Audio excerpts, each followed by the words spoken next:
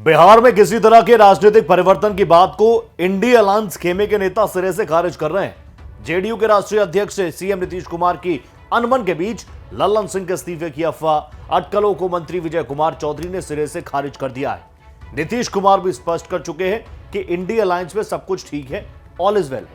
बावजूद उसके बिहार में अफवाहों का जो दौर है वो लगातार चल रहा है। दावा करने वाले तो ये भी कह रहे हैं कि खरमास तक इंतजार कीजिए, सब कुछ साफ हो जाएगा। लेकिन इस बीच एक खबर सबको अपनी तरफ खींच रही है। दावा किया जा रहा है कि कल यानी 29 तारीख को लल्लन सिंह अपना इस्तीफा पेश कर सकते हैं। पर यहां भी आश्चर्य की बात देखिए कि बिहार की राजनीति में कई बड़े बदलाव हो रहे हैं और इन बदलावों के बीच भी आरजेडी ने चुप्पी साध रखी है। यह कहानी किसी को कुछ समझ में नहीं आ रही। सबकी बातें जो हैं सर से ऊपर गुजरती हुई नजर आ रही है। एक बात सभी को सोचने पर मजबूर कर रही है कि आरजेडी इस मौके पर चुप क्यों है। लालू प्रसाद यादव बीमारी से निजात पाने के बाद जिस तरह से एक्टिव हैं और जैसी उनकी इच्छा रही है, वो तेजस्वी की सीएम के रूप में ताजपोशी जीते जी देख लेना चाहते हैं। उससे आरजेडी की चुप्पी के रहस्य का अनुमान लगाया जा सकता है। इंडिया अलायंस की बैठक के बाद एक बात तो साफ हो गई कि नीतीश कुमार के लिए कोई जिम्मेदारी वहां नहीं है।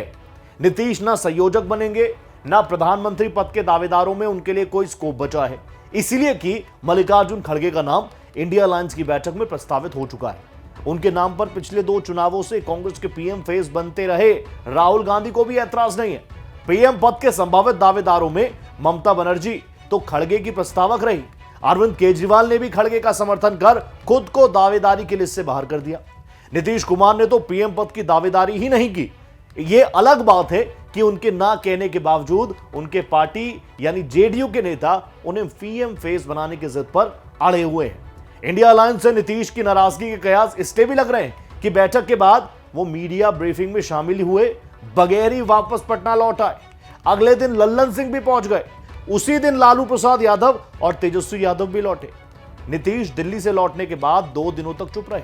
अटकलें लगी कि लल्लन सिंह आरजेडी के शीर्षस्थ नेताओं से कोई खिचड़ी पका रहे हैं। हालांकि ऐसे आरोप लल्लन सिंह पर पहले भी लगते रहे हैं कि उनका सॉफ्ट कॉर्नर आरजेडी की तरफ है। उसके बाद लल्लन सिंह के जेडीयू के राष्ट्रीय अध्यक्ष पद से इस्तीफे की पेशकश की खबर आ गई। ऐसी चर्चाएं और अटकलों को तब बल मिला जब जेडीयू ने राष्ट्रीय कार्यकारिणी और राष्ट्रीय परिषद की बैठक के लिए 29 दिसंबर की तारीख तय की।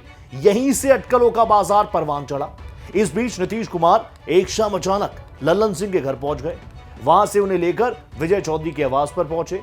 तीनों में गुफ्तगू हुई। क्या हुई ये तो राम जाने, लेकिन मीडिया में अनुमानों पर आधारित यह चर्चा शुरू हो गई कि लल्लन सिंह ने राष्ट्रीय पद से इस्तीफा दे दिया है। जेडीयू के नेतृत्व और लल्लन सिंह के इस्तीफे को लेकर बिहार की सियासत में आए भूचाल के बीच जनता दल यूनाइटेड के अध्यक्ष राजीव रंजन सिंह उर्फ लल्लन सिंह ने चुप्पी तोड़ी। दिल्ली में 29 दिसंबर को होने वाली राष्ट्रीय कार्यकारिणी और राष्ट्रीय परिषद की बैठक से पहले लल्लन सिंह की प्रतिक्रिया आई है। लल्लन सिंह ने बयान देते हुए कहा कि जेडीयू एक है, एक ही रहेगी। बीजेपी चाहे जितना जोर लगा ले, जेडीयू टूटने वाला नहीं है। दिल्ली में होने वाली बैठक को लेकर लल्लन सिंह ने कहा कि यह जेडीयू की होने वाली नियमित बैठक है, यह पार्टी की बैठक है। हर साल राष्ट्रीय कार्यकारिणी और राष्ट्रीय परिषद की बैठक होती रही है। लेकिन अब सवाल यह उठता है कि अगर अटकलों में दम है तो सियासी बदलाव की संभावनाएं क्या क्या है। पहली संभावना तो जान लीजिए, वो ये बनती है कि नीतीश कुमार अपने विधायकों संग फिर से भाजपा से हाथ मिला ले और बिहार में एनडीए की सरकार बन जाए। इस अनुमान को अधिकतर लोग सही ठहराते हैं क्योंकि नीतीश पहले भी ऐसा कर चुके हैं। दूसरी संभावना क्या है वो समझिए। आरजेडी ही नीतीश कुमार को किनारे कर बिहार में सरकार बना ले और बिहार में मची सियासी हलचल के बावजूद आरजेडी बिल्कुल खामोश है, पिन ड्रॉप साइलेंस है। उसकी खामोशी को सियासी मामलों के जानकार किसी बड़े तूफान का संकेत मान रहे हैं। आरजेडी के नेतृत्व वाले महागठबंधन में जेडीयू को छोड़कर शामिल दलों के विधायकों की संख्या भी 115 है। उसे सरकार बनाने के लिए महज 7 से 8 और विधायकों की जरूरत है। आरजेडी बिहार में जिस जातीय समीकरण की राजनीति करता रहा है उसमें मुस्लिम और यादव शामिल हैं। अगर आरजेडी सच में बदलाव की रणनीति पर काम कर रहा है तो निश्चित ही उसने दूसरे दलों के यादव विधायकों को अपने पाले में करने का बंदोबस्त किया होगा। और अभी विधानसभा में यादव जाति के 52 विधायक हैं। जेडीयू में शामिल दूसरी जातियों से आने वाले विधायकों पर भी आरजेडी की नजर है।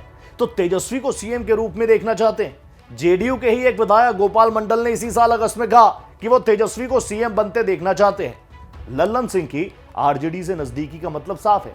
कि यादवों के अलावा दूसरी जातियों के विधायक भी तेजस्वी के समर्थन में सामने आ सकते हैं और बिहार विधानसभा में स्पीकर अवध बिहारी चौधरी आरजेडी से, लालू परिवार से उनकी नजदीकियां जग जाहिर है और ऐसे में जेडीयू के विधायक तेजस्वी के समर्थन में खड़े हो जाएं तो उनकी रक्षा के लिए अवध बिहारी चौधरी महत्वपूर्ण भूमिका निभा सकते हैं। दल बदल का मामला बनने पर वो इसे लटकाए भी रख सकते हैं। ऐसा महाराष्ट्र और झारखंड में देखने को पहले मिल चुका है।